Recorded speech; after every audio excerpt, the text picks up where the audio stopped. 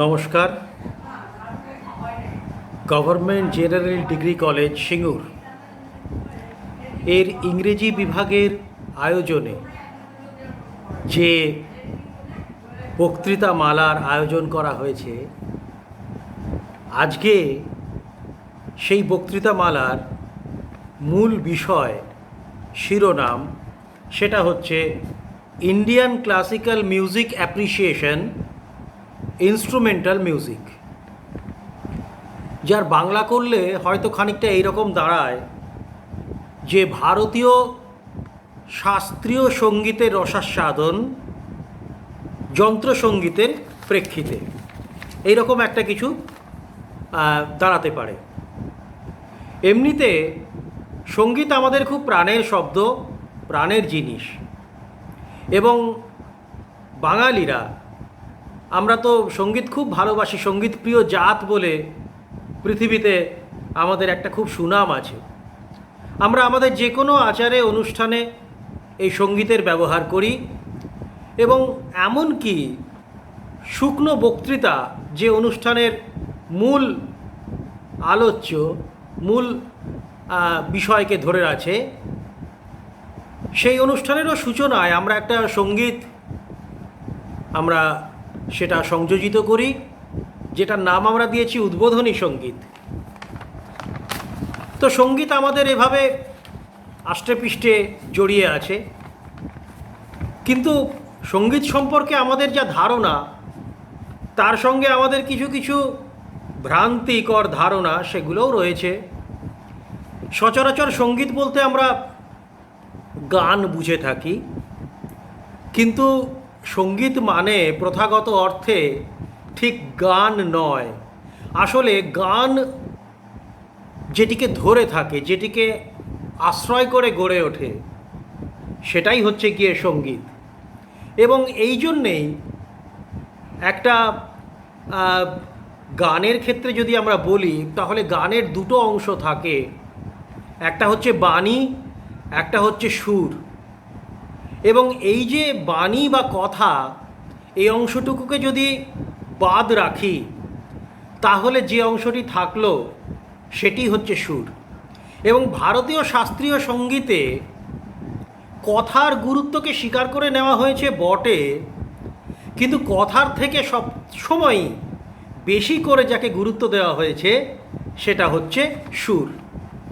এবং স্বাভাবিকভাবে এই সুরকে আশ্রয় করেই যে সঙ্গীত, তাকে আবার প্রধানত দুটো ভাগে ভাগ করা হয়েছে। এক হচ্ছে কণ্ঠসঙ্গীত এবং অপরটি হচ্ছে যন্ত্রসঙ্গীত, অর্থাৎ ভোকাল এবং ইনস্ট্রুমেন্টাল। এই যে ইনস্ট্রুমেন্টাল, এর আবার দুটো ধরন বলতে একটি হচ্ছে সুর প্রধান, অপরটি হচ্ছে তাল প্রধান। একটি সুর যন্ত্র, অপরটি তাল বাদ্য, তাল যন্ত্র। এবং এই তাল প্রধান যে অংশ, সেটা কিন্তু আজকে আমাদের আলোচ্য বিষয় নয়। আজকে আমাদের আলোচ্য বিষয় যেটা প্রধান জায়গা করে নেবে, সেটা হচ্ছে আমাদের এই সুর প্রধান অংশটি। এবং এই সুর এবং তার প্রধান প্রধান ধারা, এটাকে কেন্দ্র করে নির্মিত হয়েছে ভারতীয় রাগ সঙ্গীতের ধারা। এর এই যে রাগ আমি বললাম, বিস্তারিত বিবরণ আজকের আলোচনার মধ্যে থাকবে। এবং এই যে রাগ, এই রাগগুলোর কিন্তু চলন নির্দিষ্ট, এদের সুরক্ষেপণ নির্দিষ্ট, এদের সময়ও নির্দিষ্ট, এবং কোন অনুষঙ্গে কোন রাগ গীত হবে, কোন সময়ে সেটা গীত হবে, সেটারও একটা উল্লেখ এই রাগের মধ্যে আছে। এবং এই উল্লেখগুলো অনেক সময়ই ব্যাকরণ বেদ্য নয়, অনুভব বেদ্য। অর্থাৎ মানুষ নিজেই অনুভব করবেন, শ্রোতা তিনি নিজেই অনুভব করবেন যে এটি কোন সময়ের রাগ, কোন কালের রাগ, এবং কোন প্রাকৃতিক পরিবেশের রাগ। যদিও সাধারণের কাছে প্রথমেই এই অনুভব একটু দুঃসাধ্য তো বটেই। যে কোনো শিল্পর ক্ষেত্রেই আমরা তাই বলতে পারি। যে কোনো শিল্পের একটা চরম উৎকর্ষের জায়গা আমরা কি হঠাৎ করে প্রথম দিনেই স্পর্শ করতে পারি না। তার জন্যে আমাদের দরকার অনুশীলন। এবং আর একটা ব্যাপার, সেটাকে আমরা বলতে পারি শুদ্ধ চিত্ততা। শুদ্ধ চিত্ততা মানে শ্রদ্ধা এবং বিশ্বাস। এই শ্রদ্ধা এবং বিশ্বাসকে যদি আমরা সামনে নিয়ে এগিয়ে যাই, তাহলে কোনটা মল্লার, কোনটা টরি, কোনটা বা কানাড়া, বা কোনটা বা আমাদের একান্ত বাংলার কীর্তন, এগুলো আমাদের কাছে পরিষ্কার হয়ে উঠবে। বিভিন্ন যন্ত্রসঙ্গীতকে আশ্রয় করে আজকে এই বিষয়টি আমাদের কাছে উল্লেখ করে করে উদাহরণ দিয়ে দিয়ে আমাদের কাছে তুলে ধরবেন অধ্যাপক অরিক্তম চট্টোপাধ্যায়। এবং এই যে অনুষ্ঠান, এটা আমরা একটু যদি মন দিয়ে শুনি, তাহলে আমাদের ভারতীয় যন্ত্রসঙ্গীতের যে প্রবেশক দিক, অন্তত সেটুকু সম্পর্কে সামান্য আমাদের একটা ধারণা তৈরি হয়ে যাবে, এটা বলেই আমাদের বিশ্বাস। এ প্রসঙ্গে একটা সতর্কীকরণ, যে আমরা সঙ্গীত শুনতে যতটা আগ্রহী, অর্থাৎ উপভোক্তা হিসাবে যতখানি আমরা কার্যকরী, আমরা সঙ্গীত সম্পর্কিত আলোচনা সেটা শুনতে কিন্তু খুব যে আমরা আগ্রহী, আমাদের ইতিহাস কিন্তু সেটা বলে না। দেখা যাক আজকে অরিক্তম কিভাবে এই সঙ্গীত সম্পর্কে আলোচনা আমাদের কাছে আরও বেশি করে গ্রহণযোগ্য এবং উৎসাহব্যঞ্জক করে তোলে। আমরা অরিক্তমের হাতে এবার তুলে দিচ্ছি আজকের এই ভার্চুয়াল মাইক্রোফোনের দায়িত্ব। ধন্যবাদ।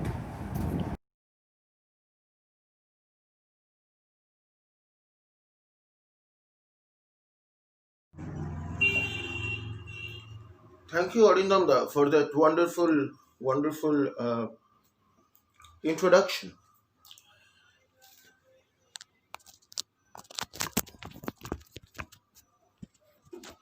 Just give me 1 minute. Thank you, Arindamda, for that wonderful introduction, which was very complete and comprehensive, and also gave us a fairly good idea about what we are trying to do today. Now, this is going to be a very basic lecture demonstration where we will talk about Hindustani classical music, which is going to be the main theme for today. The reason why the planning of this lecture demonstration came about is because of the fact that I have heard many people say that they enjoy listening to Indian classical music, and they express the wish to know it better, to know it, not to just react to it in a kind of instinctive way, which is perfectly fine, but to know what is being done and what is being done, right? So from that point of view, we have planned today's lecture demonstration. আজকে আমরা মূলত শাস্ত্রীয় সঙ্গীত নিয়ে কাজ করব, Indian classical music নিয়ে কাজ করব। এবার আমরা জানি যে ইন্ডিয়ান ক্লাসিক্যাল মিউজিকের মূলত দুটি ধারা আছে। তার ভেতর একটি হচ্ছে আমাদের নর্থ ইন্ডিয়ান হিন্দুস্তানি ক্লাসিক্যাল, আর একটা হচ্ছে যেটাকে আমরা সাউথ ইন্ডিয়ান ক্লাসিক্যাল বা কর্ণাটিক ক্লাসিক্যাল বলি। আমাদের এদিকে মূলত হিন্দুস্তানি ক্লাসিক্যাল গান বাজনাই করা হয়, আর আজকেও আমরা মূলত হিন্দুস্তানি ক্লাসিক্যাল মিউজিকে স্টিক করব। তো এখন আমরা প্রত্যেকেই জানি যে মূলত হিন্দুস্তানি হোক আর কর্ণাটিক হোক, ভারতীয় শাস্ত্রীয় সঙ্গীতকে রাগ সঙ্গীত বলা হয়, কেননা এর কাজ রাগ রাগিনী নিয়ে। নানা ধরনের রাগিনী এসব আমরা গেয়ে অথবা বাজিয়ে থাকি। এবার রাগ কি, তার নানা রকম একাডেমিক ব্যাখ্যা আছে, কিন্তু আমি কেবলমাত্র দুটো ডেফিনিশনে স্টিক করব বিষয়টাকে সিম্পল রাখার জন্য। প্রধানত রাগ অর্থ একটি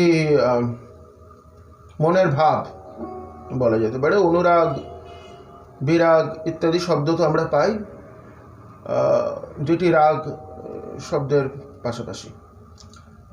একটি মনের ভাব, একটি বিশেষ মুড, একটি বিশেষ ইমোশন। আর মিউজিক্যালি বলতে গেলে পরে রাগ মানে হচ্ছে অনেকগুলো নোটের কিছু নোটের কম্বিনেশন, পারমুটেশন, তাকে বলা হয় রাগ। আইডিয়াটা হচ্ছে যে এই বিশেষ পারমুটেশন কম্বিনেশনগুলো বাজালে পরে বা গাইলে পরে আমরা ট্রান্সেন্ড করে যে মূল রাগটা, যে মূল ইমোশনটা, সেটার কাছে পৌঁছে যেতে পারি। এটা হচ্ছে তার টাইপোলজিক্যাল বলুন বা তার ট্রান্সেন্ডেন্টাল বলুন ভাবনা আর কি। তো জিনিসটা কীরকম হয় আমি একটুখানি বাজাই, তাহলে বড় সুবিধে হবে। আমরা সবাই জানি যে 7টি স্বর আছে, তাই তো? 7টা নোট বা স্বর, যেমন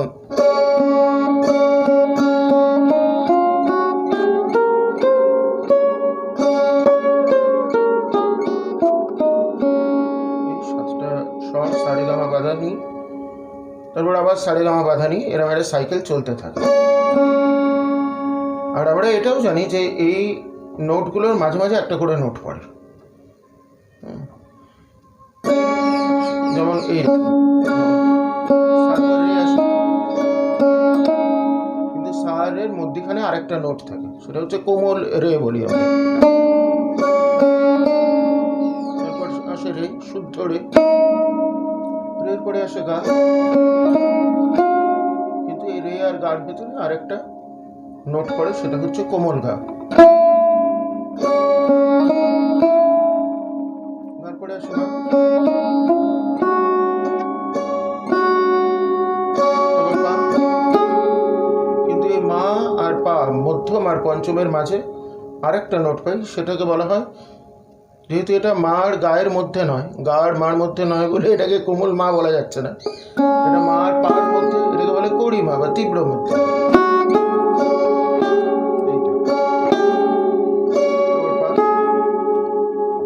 পায়ের পরে আসে ধা,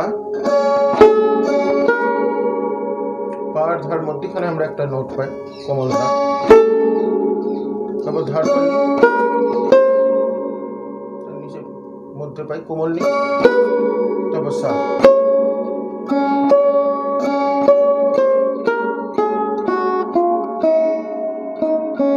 আমরা যদি কোমল ধরে এগোই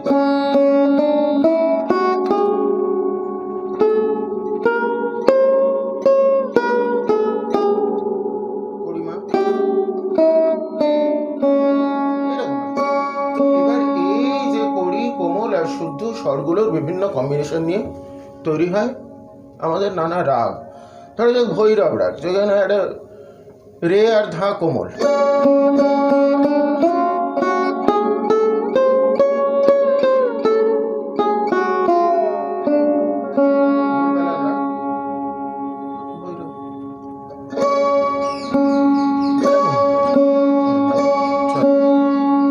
সবকটা কোমল করলে আমরা পাই ভৈরব।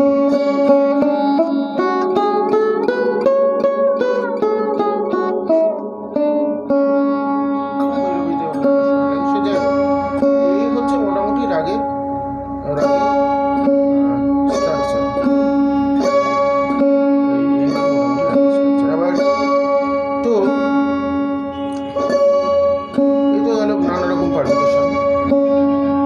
আজকে ধরি আমরা একটা সিম্পল কিছু, খুবই সিম্পল। আমি ধরি যে আমি একটা রাগ বাজাবো,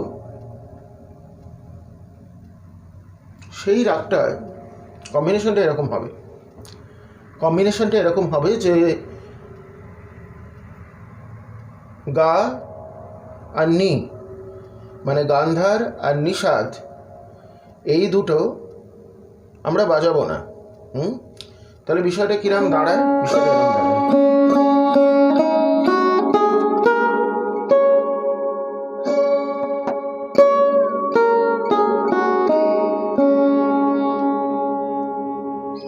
এরকম দাঁড়ালো। এটি একটি প্রাচীন রাগ।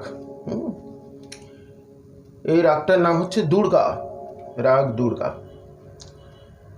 এবার এটা আমি বাজাবো কি করে?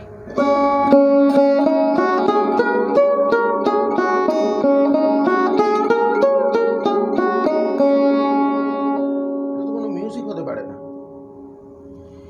এবার এই 5টাকে নিয়ে আমাকে রাগটাকে জাগিয়ে তুলতে হবে, রাগটাকে সৃষ্টি করতে হবে, রাগের রাগটাকে ধরতে হবে, বলা যেতে পারে তার ভাবটাকে ধরতে হবে। এবার সেই প্রসেসটাই আমাদেরকে জানতে হবে। মনে করুন বিষয়টা এরকম যে আমার টিমে 5টা প্লেয়ার আছে, সা রে মা পা ধা, এই ধরনের রাগগুলোকে বাই দ্য ওয়ে বলে রাখি ঔড়ব জাতির রাগ বলা হয়। যে রাগে 7খানা নোটই লাগে, যেমন ভৈরব দেখালাম সা রে গা মা পা ধা নি, তাদের বলা হয় সম্পূর্ণ। কোনো রাগ হয় যেখানে 6টা লাগে, কোনো একটা নোট বাদ দিয়ে দিলাম, তখন সেটাকে বলা হয় ষাড়ব জাতির রাগ, 6টা লাগে তাই ষাড়ব। আর এই রকম রাগ যেটা 5টা লাগে তাকে বলা হয় ঔড়ব, যেতেও 5টা ফিরতেও 5টা, ঔড়ব ঔড়ব। অনেক সময় হয় যে যেতে 6টা লাগলো, ফেরার সময় 7টা লাগলো, সেটাকে বলা হয় ষাড়ব সম্পূর্ণ। এইরকম আর কি, 7টা হলে সম্পূর্ণ, 6টা হলে ষাড়ব, 5টা হলে ঔড়ব, ঔড়ব জাতির রাগ। আরোহণ অবরোহণ, আরোহণ অবরোহণ।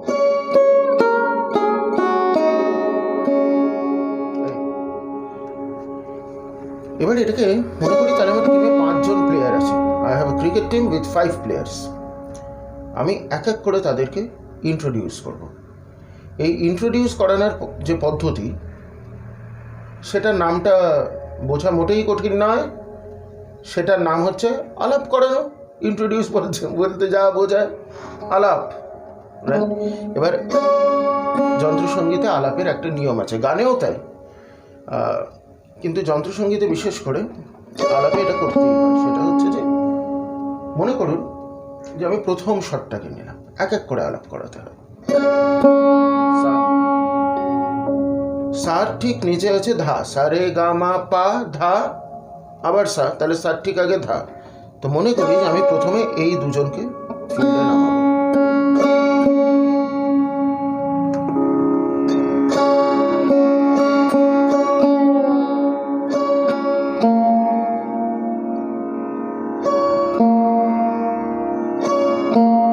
এই আমার ধৈবত ধা,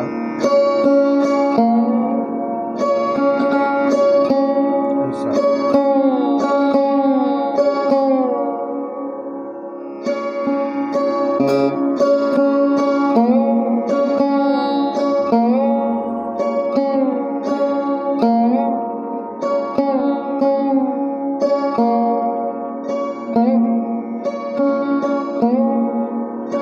এবার রে, সার পরে রে আসবে।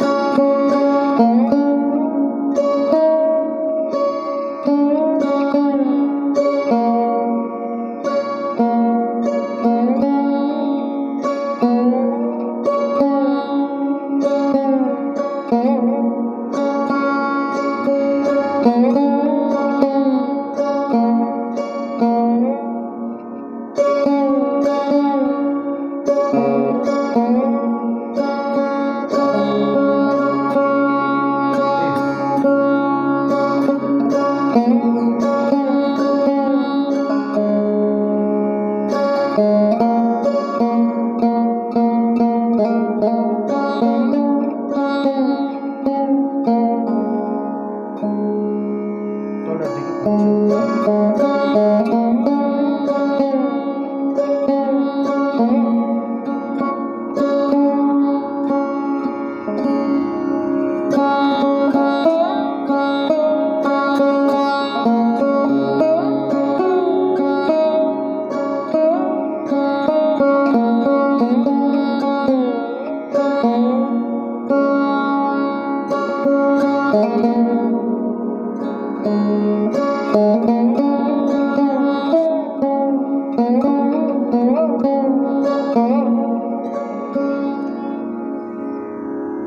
এখন আপনি বুঝতেই পারছেন যে এটা আমি কিচ্ছু মুখস্থ করে বাজাচ্ছি না, এটা লেখা নেই। আপনি যদি আমাকে আজকে সন্ধ্যাবেলা আবার বাজাতে বলেন, আমি অন্য কিছু বাজাবো মোটামুটি এর ওপরে, because I am not really memorising anything to play. আমি রাগের নোটসগুলো জানি, রাগের চলনটা আমার জানা আছে, সেটা মোটামুটি বেস করে আমি বাজাচ্ছি। So every minute that I'm playing, I am also creating. There is nothing pre-written about it. আগে থেকে কিচ্ছু তৈরি করা নেই।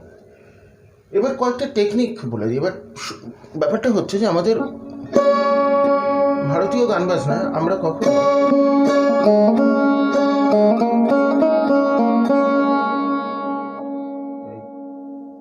সাধা সারে সাধা সাধা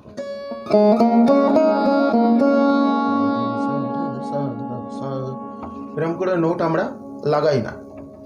আমরা যাকে বলে একটা নোট থেকে আরেকটা নোট একটু গড়িয়ে যাই। মানে একটা আছে ধাসা আর একটা হচ্ছে ধাসা, দুটো নোটকে জুড়ে জুড়ে।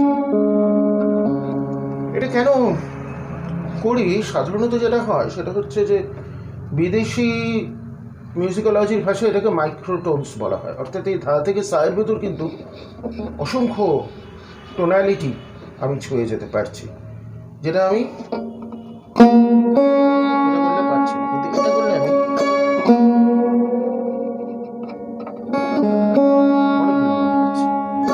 সেটাকে আমরা একটু এক্সপ্লয়েট করি, সেটাকে আমরা ব্যবহার করি।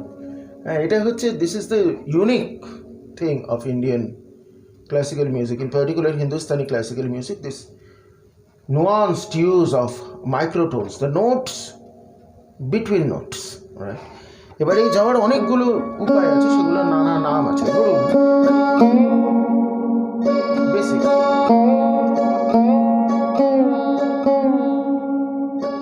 এটাকে বলা হয় মিড। মিড এটা যদি একটু বড় করি,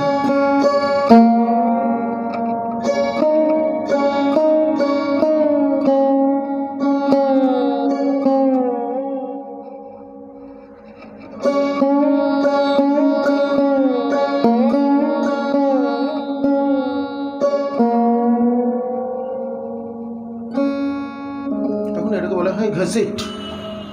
इट्स काइंड ऑफ ऑब्वियस, हाँ, घसीट के जाना पड़ता है, तो इसलिए घसीट।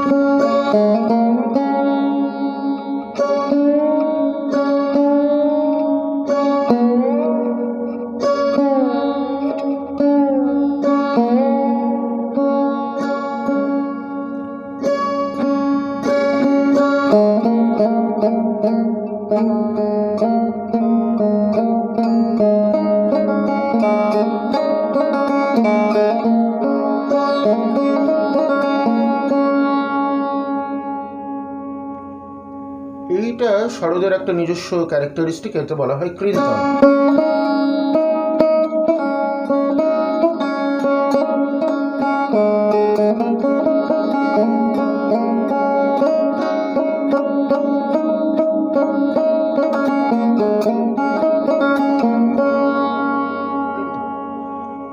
একটা মজার গল্প বলি এই নিয়ে।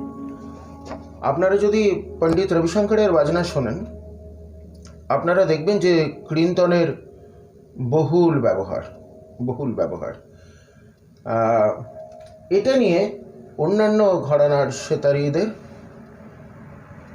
ভয়ানক ইস্যুস। তারা বলেন যে সেতারি কৃন্তন ন্যাচারালি হয় না।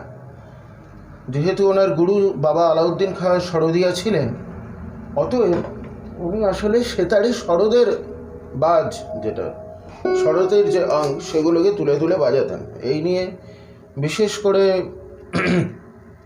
অনেকেই, আর কি, আমি এর নাম নেব না, তারা রবিশঙ্করজির বাজনায় কিছু ইস্যুস বের করতেন। তো সেটা তিনি কেন করতেন সেটা একটা অন্য বিষয়, সেটা আমরা একটু পরে যখন আলোচনা করব বিভিন্ন ঘরানা নিয়ে বলবো। কিন্তু krintan is a very important part of সরোদিয়াস রেপার্টরি।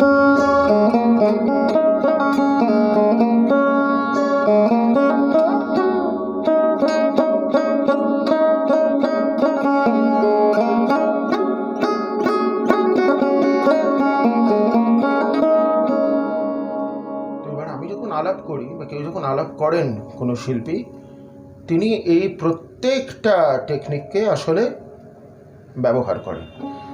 ফলে বিষয়টা এরকম দাঁড়ায়।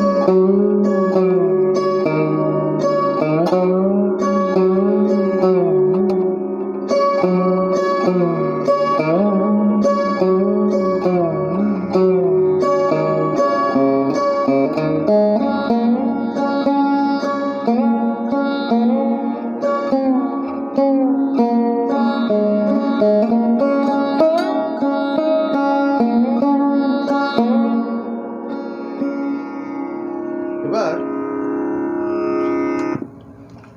গানের মতো আলাপেরও স্থায়ী, অন্তরা এসব থাকে। আমরা জানি যে গানের মূলত 4টে ভাগ থাকে, একটা গানের 4টে পার্ট থাকে। একটা স্থায়ী থাকে, অন্তরা থাকে, সঞ্চারী থাকে, আর একটা অংশ থাকে তাকে আভোগ বলা হয়, যেটা অনেকটা অন্তরারই মতো। আসলে ধ্রুপদ থেকে এসছে এটা। ধ্রুপদ গানে এই 4টে পার্ট থাকে, 4 তুকের গান বলা হয়। হ্যাঁ, তো এখন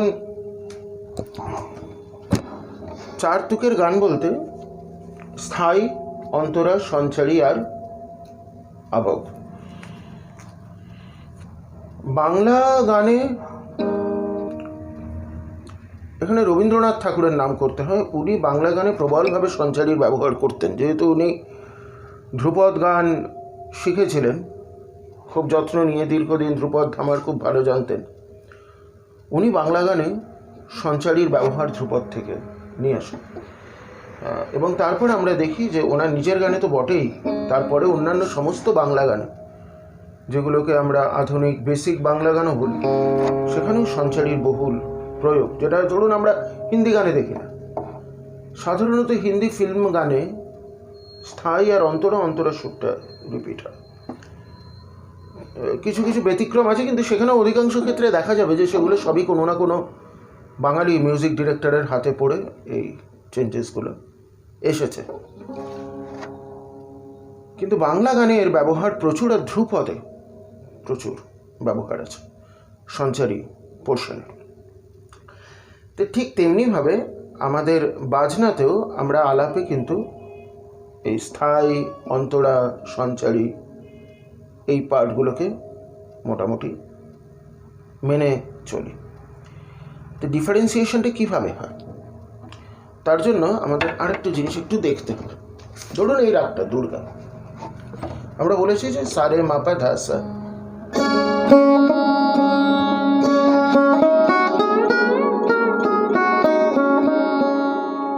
এই রাগটার দুটো পার্ট আছে, যে কোনো রাগের দুটো পার্ট থাকে।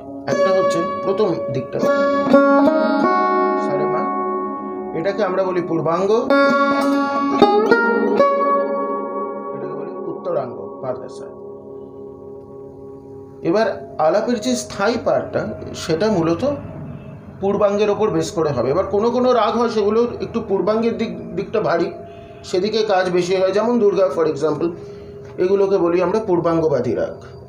আবার কিছু কিছু রাগ আছে যেগুলো একটু উত্তরাঙ্গ মানে বাদী রাগ আর কি, তার আবার উত্তরাঙ্গের দিকে কাজ বেশি, যেমন সোহিনী, যেমন বসন্ত, বাহার, এগুলো মূলত উত্তরাঙ্গের দিকে কাজ বেশি হয়। যেমন আমি একটা এক্সাম্পল দিই, আমি একটু রাগ থেকে বেরিয়ে যাচ্ছি, যেহেতু it's not a performance but A demonstration mostly. ধরুন বসন্ত রাগ আমরা শুরুই করবো।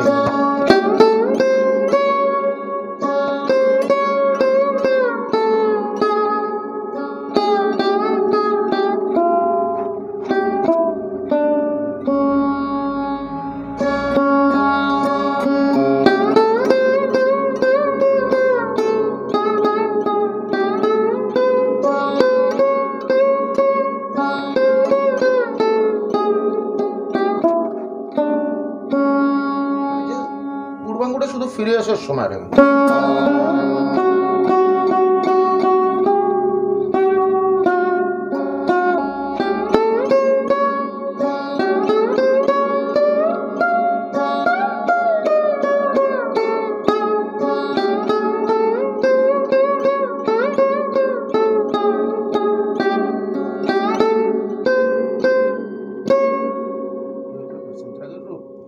উত্তরাঙ্গবাদী রাগ।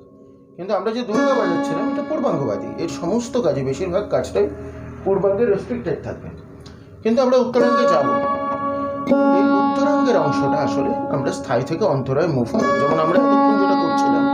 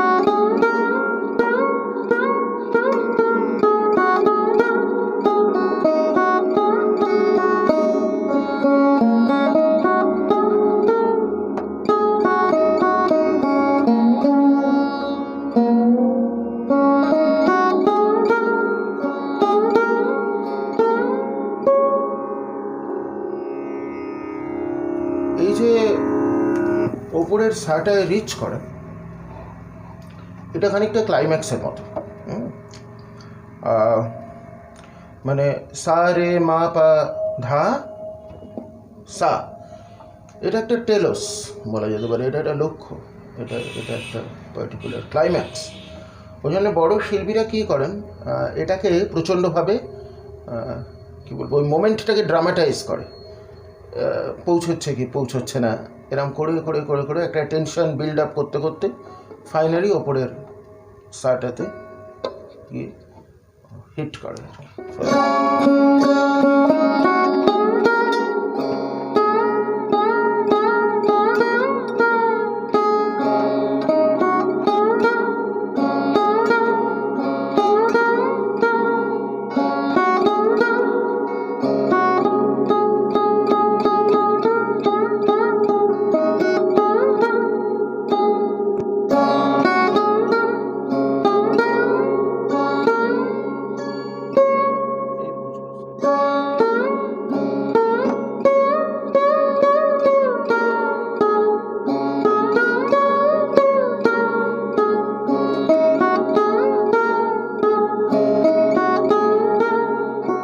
এবারে আস্তে আস্তে ফিরে আসার পর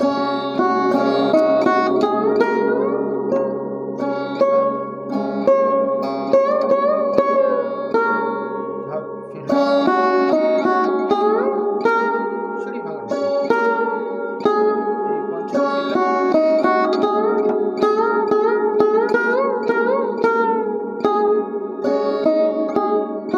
মায় ফিরলাম, রেতে ফিরলাম,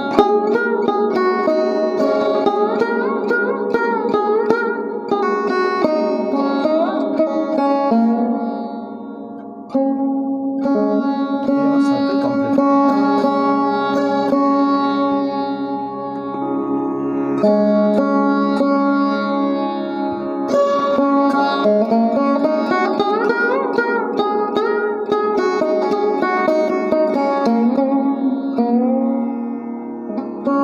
এখন হয়তো আপনারা অলরেডি বুঝতে পারছেন, তবু আমি বলি, যাকে বলা হয় তো ম্যান্ডেটারি যোগ টক, এই গোটা প্রসেসটার সাথে আসলে আমাদের যোগ দর্শনের ধারণার একটা খুব অঙ্গাঙ্গীন যোগ আছে, সেটা একেবারে না বললে বলা হয় না, কমপ্লিট হয় না। অর্থাৎ যোগে যেমন মনে করা হয় যে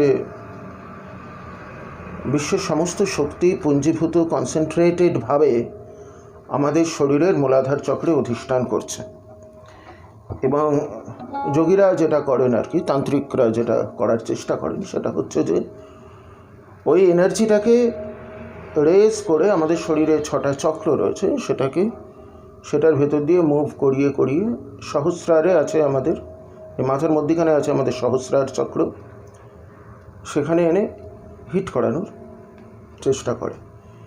সেটা যখন হয়, অর্থাৎ মূলাধার থেকে যখন কুণ্ডলিনী শক্তি বলা হয়, সেটা মুভ করে সহস্রারে হিট করে, তখন বলা হয় যে আমাদের যে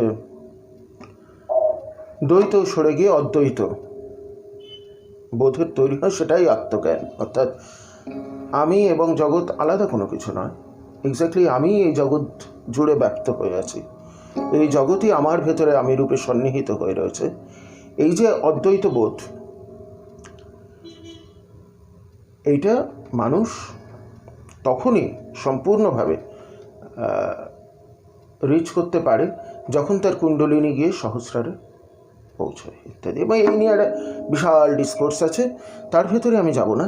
কিন্তু বিষয়টা হচ্ছে এই যে আমরা প্রত্যেকটা স্বর ভেদ করে করে করে করে করে করে লাস্টের সাটায় গিয়ে পৌঁছচ্ছি, এই স্ট্রাকচারটা অ্যাকচুয়ালি যেটা করে সেটা হচ্ছে সেমিওটিক্যালি ওই মুভমেন্টটাকে মিমিক করার চেষ্টা করে, ওই মুভমেন্টটাকে ফলো করার চেষ্টা করে। So there is a kind of strong semiotic element in here. এবং সহস্রারে পৌঁছানোর পর কুণ্ডলিনীকে আবার যেমন নামানো হয় ধাপে ধাপে, আমি তো সারাক্ষণ মাথায় ব্রহ্ম নিয়ে ঘুরে বেড়াতে পারি না, সেটা এক ভয়ানক ব্যাপার হবে তাহলে। ফলে সেটাকে আবার নামিয়ে আনতে হয়, তো সুরও সেরকম ওপরে গিয়ে সাথে হিট করে তারপরে ধাপে ধাপে ধাপে ধাপে সেটাকে নিয়ে এসে আবার রিজলভ করাতে হবে, কুণ্ডলিনীকে মূলাধারে তার স্বস্থানে ফিরিয়ে আনতে হবে। রাইট। এবার এর পরের অংশ যেটা, সেটা হচ্ছে সঞ্চারী। সঞ্চারীর আগে আমাদের স্থায়ী আর অন্তরার ব্যবহারে মোটামুটি স্বরগুলোর সাথে আমাদের আলাপ হয়ে গেছে, কিন্তু স্বরগুলো নিজেদের ভেতর কিভাবে কমিউনিকেট করে সেটা দেখায় হচ্ছে সঞ্চারী।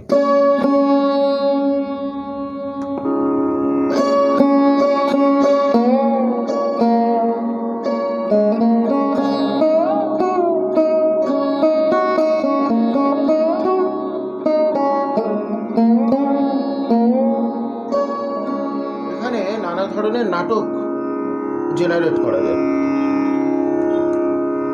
যেমন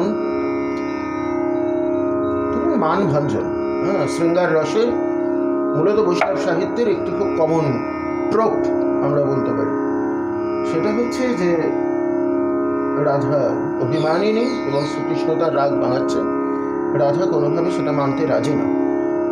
এইরকম একটা নাটকের একটা ইমাজিনেটিভ জিনিস তুলে আনা যায়।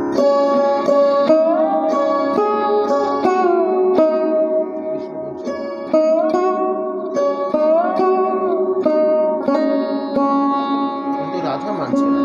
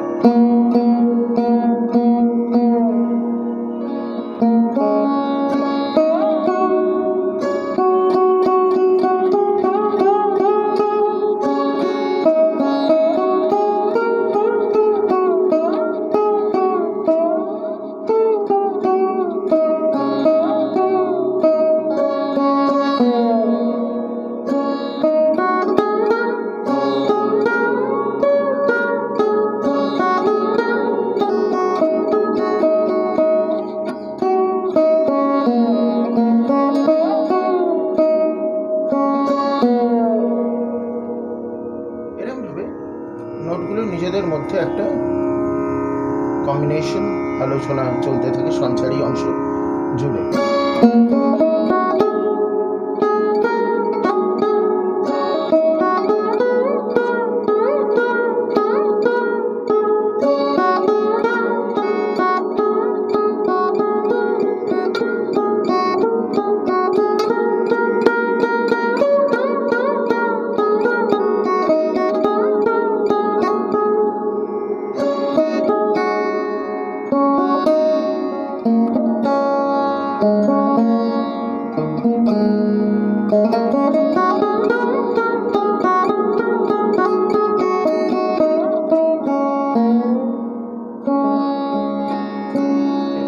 যদিও সাধারণত মানভঞ্জনের সাথে আমরা বৈষ্ণব সাহিত্যকে অ্যাসোসিয়েট করি, আমার মনে পড়ে যাচ্ছে বলতে বলতেই আর কি, যে কালিকা পুরাণে একটা অসাধারণ জায়গা আছে যেখানে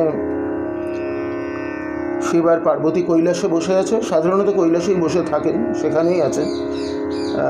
আমরা জানি যে সমগ্র তন্ত্র গ্রন্থ এবং কালিকা পুরাণ, অন্তত শৈব পুরাণ যেগুলো, শৈব আগম গ্রন্থ যেগুলোকে আমরা বলি, সেগুলো সবসময় কৈলাস তার সেটিং। এবার এই কৈলাসটা অবশ্যই একটা ফিজিক্যাল কৈলাস, একটা মেটাফিজিক্যাল কৈলাস, একটা এমবডিড কৈলাসও হতে পারে, যেখানে শিব আর শক্তি দুজনে একত্রে বিরাজ করছে। তো সেরকমভাবে কৈলাসে বসে রয়েছে শিব, হর, পার্বতী বসে রয়েছে। আমাদের খুব চেনা মূর্তি যুগল মূর্তি বসে আছে, এবং সেখানে শিবের তো স্ফটিকের মতো রং। তো তার সাথে কথা বলতে বলতে হঠাৎ পার্বতী দেখছেন যে শিবের হৃদয় তার যেহেতু শিব উজ্জ্বল জ্যোতিষ মতো আর কি, তার গাত্রবর্ণ স্ফটিকের মতো স্বচ্ছ, সেখানে দুর্গার মুখ প্রতিফলিত হচ্ছে শিবের হৃদয়। এবার গণ্ডগোলটা হয়েছে যে পার্বতী শিবকে পাওয়ার জন্য দীর্ঘ সাধনা করেছিল, যার জন্য তার রং কালো হয়ে গেছিল। ভিন্নাঙ্গী শ্যামে বলে তাকে শিব একবার সম্বোধন করে, তিনি অত্যন্ত রেগে গিয়েছিলেন আমরা জানি, এবং সেই নিয়ে প্রচণ্ড রেগে গিয়েছিলেন। তো সেই রাগকে তার থেকে শিব আলাদা করে এবং সেই রাগটা পরে কালী হয়ে যায়। এর একটা কিন্তু অল্টারনেটিভ গল্প রয়েছে, মানে মার্কণ্ডেয় পুরাণের আমরা যে কালীর উদ্ভব দেখি আর কি, কালিকা পুরাণের একখানা অন্য রকমের ডেফিনেশন রয়েছে, সেখানেও একটা মানভঞ্জনের গল্প আছে আর কি, কিন্তু আমরা এটাই স্টিক করি। তা তখন পার্বতী দেখেন যে শিবের হৃদয়ে তার রূপ প্রতিফলিত, এবং পার্বতী নিজে জানতেন না যে তিনি সাধনা করে করে তার যে সোনার মতো রং সেটা আসলে মানে কালো হয়ে গেছে। ফলে তিনি নিজেকে প্রতিফলিত হতে দেখে চিনতে পারেন না। তিনি ভাবে যে তার হরর হৃদয়ে বোধহয় অন্য কোনো রমণী বাস করছে। তাতে সে প্রচণ্ড রেগে যায়। তখন শিব তাকে নানাভাবে মানানোর চেষ্টা করে, বলে যে এ তুমি ছাড়া আর কেউ নয়, হরের হৃদয় একমাত্র পার্বতী বিরাজ করে। কিন্তু কিছুতেই দুর্গা মানতে চায় না।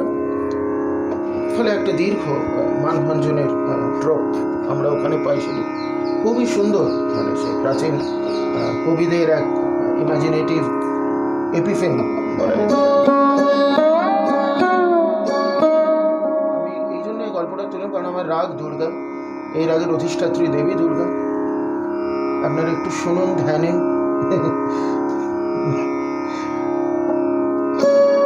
সেই রূপ মহাকায় হিমালয় কন্যা গিরি নন্দিনী দুর্গা, তারই স্বরূপ।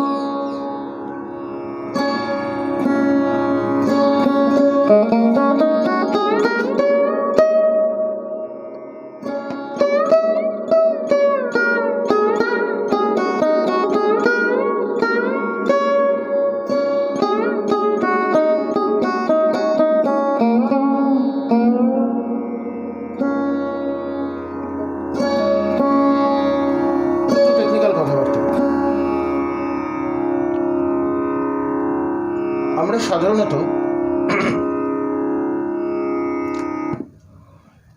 আমাদের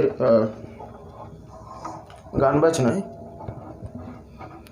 দু ধরনের গায়ন শৈলী রয়েছে। বাজনা বা তন্ত্রকারী তার খানিকটা অনুসারী, একদম তার বাইরে না। তার ভেতর একটি হচ্ছে ধ্রুপদ, একটি হচ্ছে খেয়াল। সাধারণত ধরে নেওয়া হয় যে ধ্রুপদ প্রিডেটস খেয়াল, খেয়ালের আগে ধ্রুপদ এসেছিল, যদিও এই নিয়ে স্কলারদের ভেতরে সিরিয়াস ডিবেট রয়েছে। তবে এটা অনস্বীকার্য যে খেয়ালের অনেক আগে ধ্রুপদ এক ধরনের মান্যতা, এক ধরনের কোর্ট অ্যাকসেপ্টেন্স পেয়েছিল। কেননা আকবরের কোর্ট মিউজিশিয়ান তানসেন ধ্রুপদ গাইতেন। তো ধ্রুপদের সঙ্গে খেয়ালের কিছু চরিত্রগত বৈশিষ্ট্য আছে। এবার বাজনাতেও এরকম দুখানা ঘর রয়েছে, ধ্রুপদ অঙ্গের বাজায়, কেউ খেয়াল অঙ্গের বাজায়। আমি একটুখানি পার্থক্যগুলো দেখিয়ে দিই, তারপরে এই ঘটনাগুলো নিয়ে আরেকটুখানি বিস্তৃতভাবে আমরা বলব। ধ্রুপদের রূপ আপনি কল্পনা করতে পারেন। ধ্রুপদ আসলে খুব অস্টিয়ার, খুব সিভিয়ার। সে অর্নামেন্টেশন বিশ্বাস করে না। মানে আপনি একটু কল্পনা করতে পারেন যেন দিগম্বর শিব এসে দাঁড়িয়েছে, নিরাবরণও বটে, ভস্য ছাড়া কোনো আভূষণ তার নেই। তার সে ধ্যান গম্ভীর রূপের প্রতিমূর্তি হল ধ্রুপদ। ফলে ধ্রুপদ এইভাবে সাধারণত এগোয়।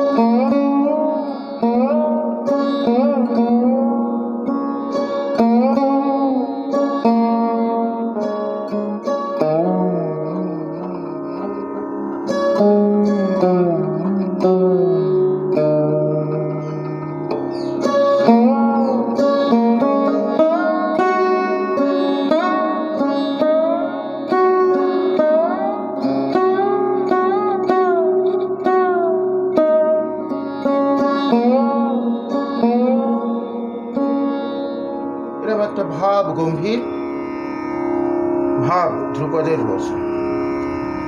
খেয়ালে যেটা হয়, এই যদি দিগম্বর শিব হয় তবে খেয়াল হচ্ছে শালঙ্করা অন্নপূর্ণা, সেখানে অর্নামেন্টেশনের জায়গা অনেক বেশি।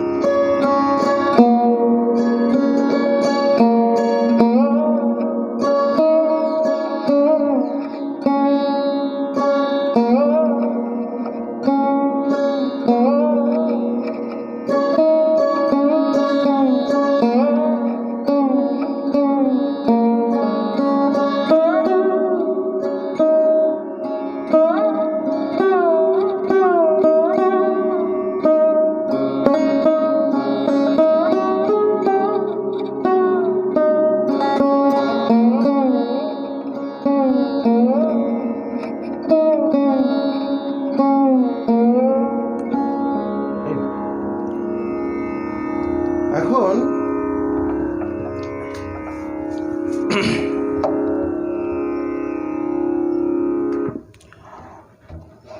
আমাদের এবার একটু নিজের কথায় আসি। আমাদের যে ঘর, আমার গুরু, আমি যার থেকে শিখেছি তার নাম শ্রী বিকাশ সরকার, তার গুরু ওস্তাদ বাহাদুর খাঁ। ফলে আমার তালিম বা আমাদের ঘর হচ্ছে যেটাকে আমরা বলি সেনিয়া মাইহার ঘরানা। আমাদের মূলত ধ্রুপদিয়ারের ঘর। ওই জন্য রবিশঙ্করজির বাজনায় আপনি দেখবেন যে ধ্রুপদের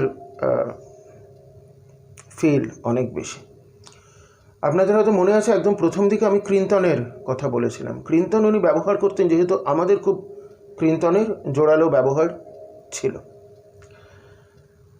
আর তার ঠিক উল্টো দিকে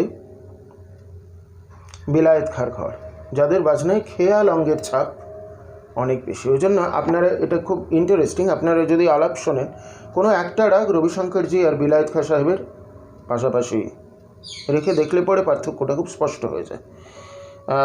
রবিশঙ্করের বাজনা অনেক বেশি স্ট্রেট ফরওয়ার্ড, অনেক অস্টিয়ার, তার ফ্রেজিং এর উপর জোর অনেক বেশি, অর্নামেন্টেশনের থেকে মীর, ঘসিট, কীর্তন এইসব বাজ অনেক বেশি। কিন্তু বিলায়েত খাঁর বাজনা যদি আপনি শোনেন, আহা, মানে সে তো কোনো তুলনাই নেই। তার ভেতরে অনেক বেশি অর্নামেন্টেশন ঢোকানো আছে, খেয়াল অঙ্গের বাজ তার। তাই এরমভাবে মোটামুটি সমস্ত ঘরই হয় একটু ধ্রুপদের দিকে ঘাসা থাকে, নয় একটু খেয়ালের দিকে ঘাসা থাকে।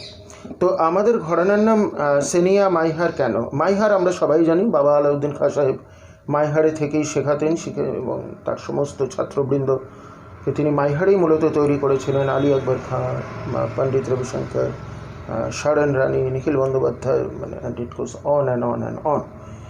কিন্তু সেনিয়া কেন?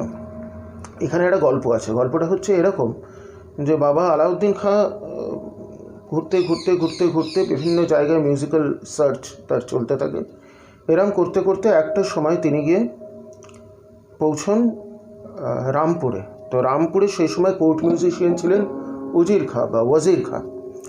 তো উজির খাঁ সাহেবের কাছে তার ভয়ানক প্রেস্টিজ, তার কাছে কেউ পৌঁছতে পারতো না। তিনি শুধু মিউজিশিয়ান নয়, তিনি রাজার মূল মন্ত্রণাদায়কও বটে, চিফ কাউন্সিলর। ফলে তিনি কারোর সাথে দেখা ঠাকা করতেন না। এদিকে আলাউদ্দিন খাঁ তার সাথে দেখা করবেই। ফলে একদিন করেছে কি, তিনি একটা ঘোড়ার গাড়ি করে যেতেন, মানে তার বাসস্থান থেকে রাজবাড়ি অবধি। গাড়িটা যেই বেরিয়েছে অমনি আলাউদ্দিন খাঁ গিয়ে তার পায়ে পড়ে গেছে। তো এখন বলেছে যে আপনাকে আমাকে শেখাতেই হবে বিনা, উনি মূলত বিনকার ছিলেন, বিনা শেখাতে হবে। এবার উজির খাঁ এসব পছন্দ করতেন না। উনি বলেছিলেন যে এই পদ্ধতিগুলো আমি আই ডোন্ট লাইক দেম, এগুলো প্রচণ্ড মেলোড্রামাটিক করে। যাই হোক, তারপরেও নানাভাবে বলার পরেই উনি রাজি হন এবং ফাইনালি উনি তালিম দেন, এবং সেই তালিমের ওপরেই আলাউদ্দিন খাঁ তার স্বকীয় প্রতিভা, তিনি নানা রকম বাদ্যযন্ত্র বাজাতে পারতেন, বাংলার একটা নিজস্ব মেলোডিক ঝোঁক তার ভেতর ছিল, এইসব নিয়ে তিনি তার ঘরানার বাজটাকে তৈরি করেন। সেটা একটা দিক। এবার এই ওয়াজির খাঁ আবার ছিলেন মিয়া তানসেনের বংশধর, মানে comes from the same line of ancestry. ওই জন্য কী করতো, তার ছাত্ররা তাদের ঘরানার নামের আগে সেনিয়া শব্দটা ব্যবহার করতো। সেনিয়া কামস ফ্রম মিয়া তানসেন, যার কাছে প্রত্যেকটা লিনিয়েজ ফিরে যায়। এবারে তানসেন ধ্রুপদ গাইতেন।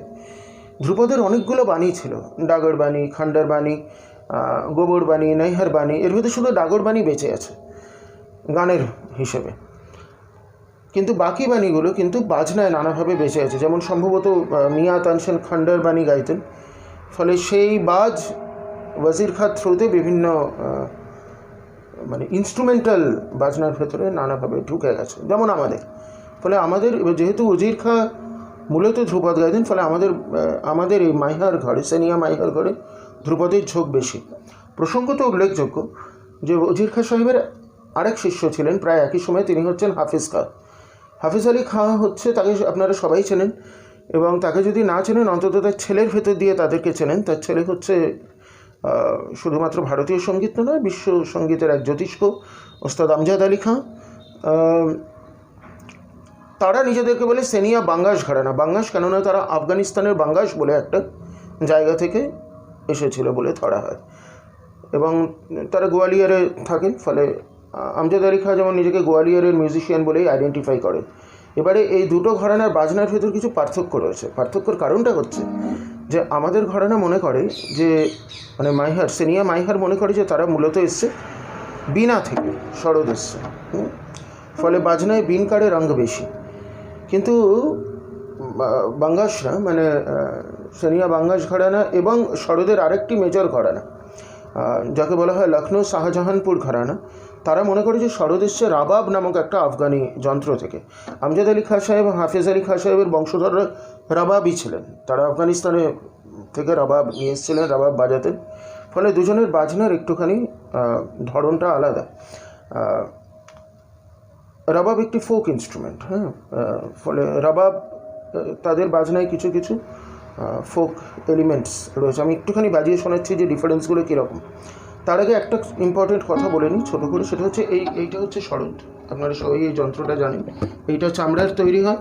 আপনারা একটু যদি কানটার দিকে দেখেন, দেখবেন যে এখানে 8খানা চাবি আছে, এদিকে 4টে, এদিকে 4টে। এই 4টে হচ্ছে মূলটা, যেটা আমি বলে যাই, এটা সা পা সা মায় বাঁধা।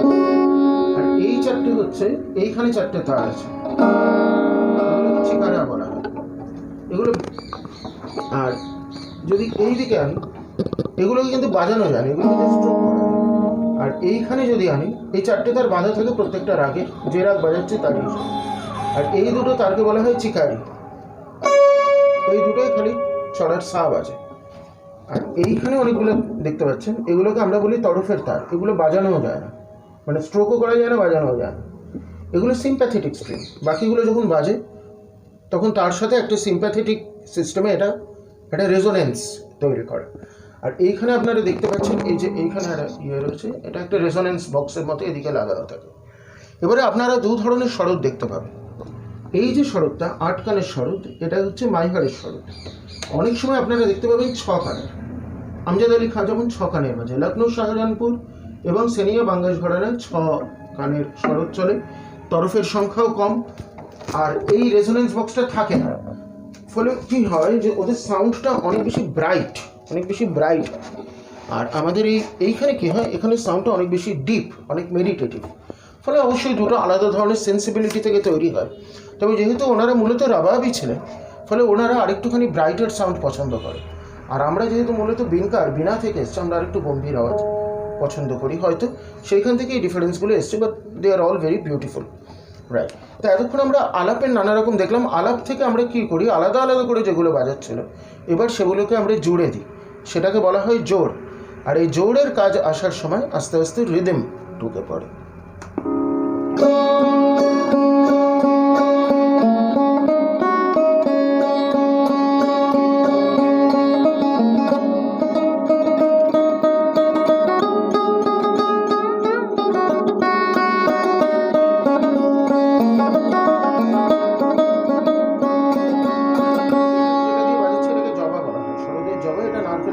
আমরা নিজেরাই বানিয়ে নিই। এর দুটো স্ট্রোক আছে, একটা হচ্ছে ডাউন স্ট্রোক ডা, একটা হচ্ছে আপ স্ট্রোক রা। একসাথে করলে সেটাকে বলা হয় ডিডি।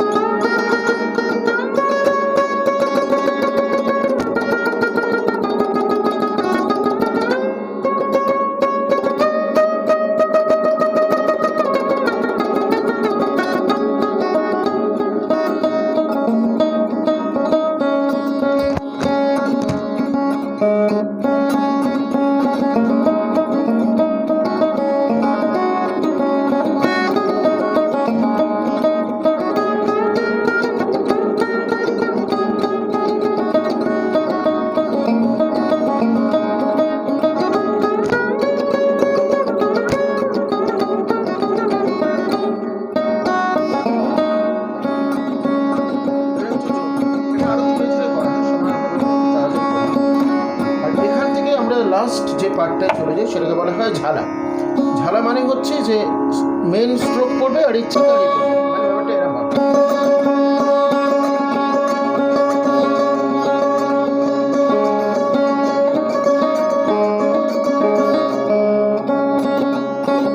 দু রকমের ঝালা হয়, একটা হচ্ছে যেটাকে আমরা খাড়া ঝালা বলি,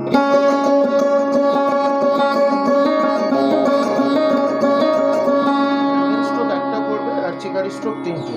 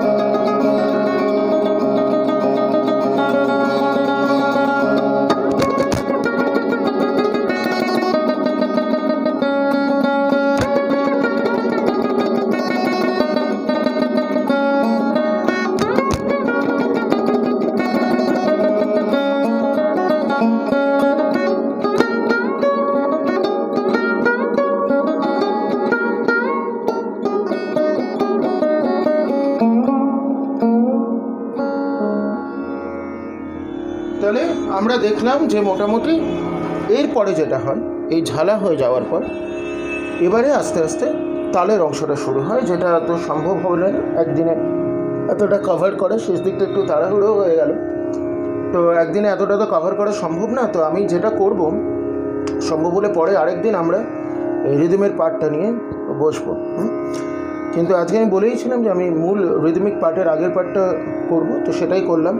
আমরা দেখলাম যে তিনটে ভাগ আছে, তাহলে আলাপ আছে, আলাপের পরে তার জোড় আছে, ঝালা আছে। আলাপ, জোড়, ঝালা।